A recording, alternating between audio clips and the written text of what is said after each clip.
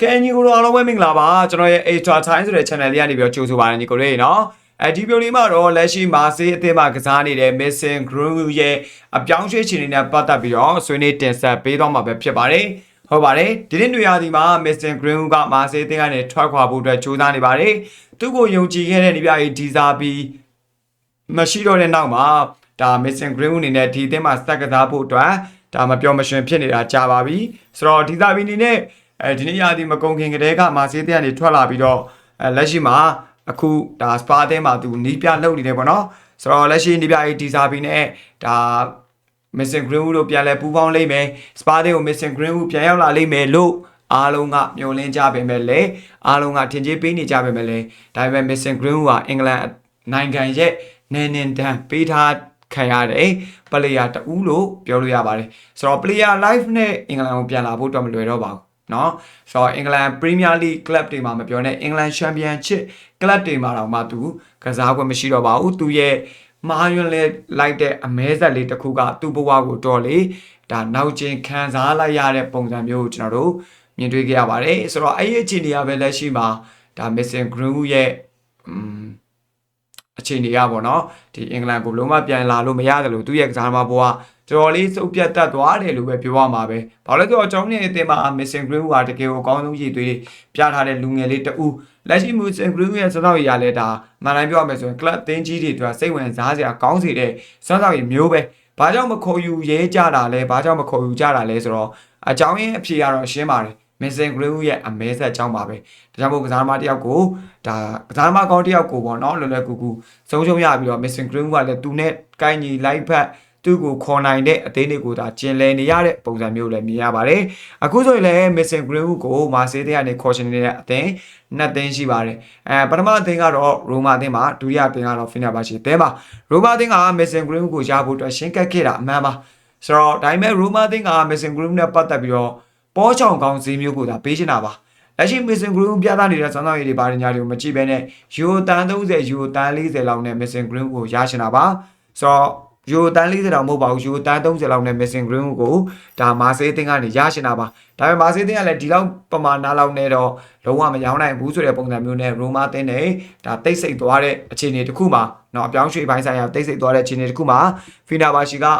Missing Groove ကိုဒါရှင်းကပ်ကြိုးစားမှုတွေပြုလုပ်လာပါတယ် Missing Groove တို့ပုံမကောင်းမွန်တဲ့လောက်ခလာစာနဲ့ပုံမကောင်းမွန်တဲ့အခွင့်အရေးတွေကမ်းလှမ်းခဲ့တဲ့အတွက်ကြောင့် Missing Groove က Fenerbahce ကိုပြောင်းမယ်ဆိုတော့ဒါခေါင်းငိမ့်မှုကိုခေါင်းငိမ့်ခဲ့ပါတယ်လက်ရှိမှာ Fenerbahce နဲ့ Missing Groove တို့9နှစ်စာချုပ်တက်တန်းနဲ့ဟုတ်တယ်9နှစ်စာချုပ်တက်တန်းနဲ့ဒါပုံကိုရေးဆိုင်ရာသဘောတူညီမှု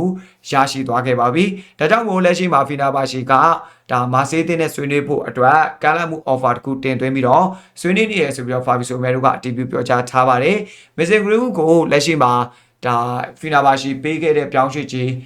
းကမ်းလှမ်းမှု offer ကတော့ယူတန်40တာဖြစ်ပါတယ်ဆိုတော့ယူတန်40 plus အပူစုချင်းဝင်9တန်းဆိုတဲ့ပုံစံမျိုးနဲ့ကန်လန်းခဲ့တာဖြစ်ပါတယ်ဒါပေမဲ့ဒီချင်းလေးကိုမာဆေးသင်းကလက်ခံဖို့မရှိနေပဲနဲ့မာဆေးသင်းလိုချင်တာကယူတန်50ဖြစ်ပါတယ်ယူ45တန်း plus အပူစုချင်းဝင်9တန်းလည်းဖြစ်နိုင်တယ်လို့ပေါ့နော်ယူတန်50အတတင်ပြောင်းရွှေ့ခြင်း plus အပူစုချင်းဝင်9တန်းလည်းဖြစ်လာနိုင်တယ်ဆိုပြီးတော့လက်ရှိချိန်မှာတော့ဒါ Missing Groove နဲ့ကျွန်တော်တို့ Missing Groove ရဲ့အပြောင်းရွှေ့အတွက်ပေါ့နော်Fenerbahce နဲ့မာဆေးသင်းတို့ဆွေးနွေးမှုတွေတောက်လျှောက်ပြုလုပ်နေပါတယ်ဆိုတော့အပြောင်းရွှေ့ရတော့ကောင်းမွန်တဲ့ဘက်မှာဥတည်နေပြီးတော့တိုးတက်မှုတွေများစွာရှိနေရဆိုပြီးတော့လည်း Fabrizio Romano ကပြောထားပါတယ်ဆိုတော့ Missing Groove နဲ့ Fenerbahce တို့ကြားထဲမှာလည်းသဘောတူညီမှုရရှိထားပြီးဖြစ်တဲ့အတွက်ကြောင့်မာဆေးသင်းတောင်းဆိုနေတဲ့ပြောင်းရွှေ့ခြင်းကလည်း Fenerbahce ပေးနိုင်တဲ့ပြောင်းရွှေ့ခြင်းနဲ့တိတ်ပြီးကွာဟမှုမရှိတဲ့အခြေအနေမျိုးကြောင့်သိကြပါတယ် Missing Groove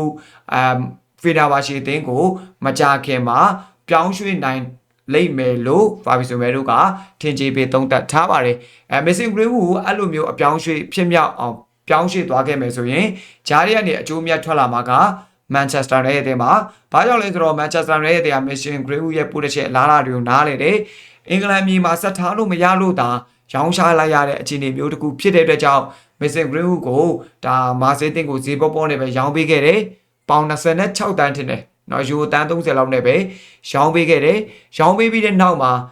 ကျွန်တော်တို့စာချုပ်ပါအချက်လက်သဘောတူညီမှုပေါ့နော်သဘောတူညီမှုအရာဒါ Missing Greenwood ရဲ့90%တော့အကျိုးခံစားခွင့်ကျွန်တော်တို့ဘက်ကနေရှိတယ်ဆိုပြီးတော့ဒါစာချုပ်ပါအချက်လက်ထည့်သွင်းချုပ်ဆိုလိုက်တဲ့အတွက်ကြောင့်လက်ရှိ Missing Greenwood ကိုရောင်းချတဲ့ယူတန်း90ရမယ်ပဲထားလိုက်တော့ဗျာ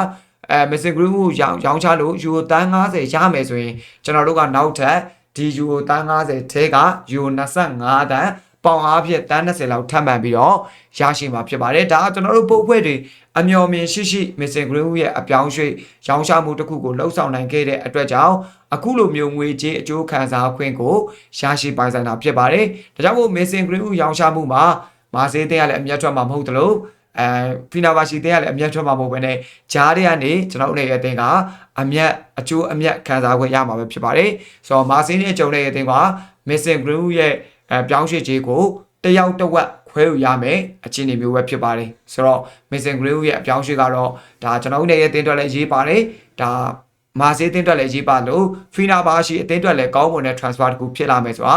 လုံးဝသိကြပါတယ်။ဘာလို့လဲဆိုတော့လက်ရှိ Missing Greenwood ရဲ့တက်ပြငယ်သေးတယ်။အရေးသွေးရလည်းအရန်ကောင်းတယ်။တော်လေးလည်းအတင်းအတွက်အကျိုးပြုနိုင်တဲ့ကစားသမားမျိုးပါ။ဒီလိုကစားသမားမျိုးကိုတော့ယူတန်း40တန်း50နဲ့ဆိုတာတကယ်ကိုခေါ်တဲ့ပါတယ်။အင်္ဂလန် Premier League ကိုပြန်လာလို့မရလို့ဒါအင်္ဂလန် Premier League အသင်းတွေငြိမ်းနေတာ။ပြန်လာလို့ရရင်အင်္ဂလန် Premier League အသင်းတွေစူးစမ်းကြမှာအမှန်ပါ။နော်ဒီအတွက်ကြောင့် Missing Greenwood ရဲ့ transfer နှမျောစရာကောင်းတယ်ဆိုရင်လည်းဒီလောက်နဲ့ကျင်တတ်ရတာပဲဟုတ်နေပြီလို့ပြောရမှာပဲဖြစ်ပါတယ်ညီကိုလေးနော်ကဲဆိုညီကိုတို့ update မြင်ကြလဲ Missing Greenwood ရဲ့အပြောင်းရွှေ့ခြင်းနဲ့ပတ်သက်ပြီးတော့ညီကိုတို့ဘာတွေများဆွေးနွေးချင်ကြလဲကျွန်တော်ရဲ့ comment လေးမှာဝင်ရောက်ပြီးတော့ဆွေးနွေးခြင်းခုံပေးကြဖို့တော့ပြောချင်ပါတယ်ဗျာနော်